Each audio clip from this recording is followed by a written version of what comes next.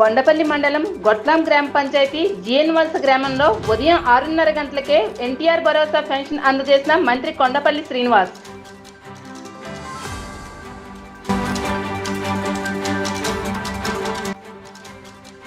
భోగాపురం ఎయిర్పోర్టుకు మౌలిక వసతుల కల్పన వేగవంతం చేయాలని ఆదేశించిన జిల్లా కలెక్టర్ బిఆర్ అంబేద్కర్.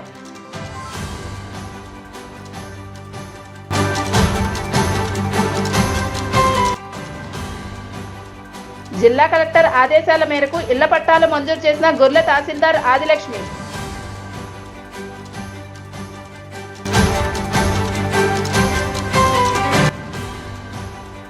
హెల్మెట్ దారులతో ప్రమాదాల్లో ప్రాణాపాయం నుండి రక్షణ పొందండి. జిల్లా ఎస్పీ వకుల్ జిందాల్.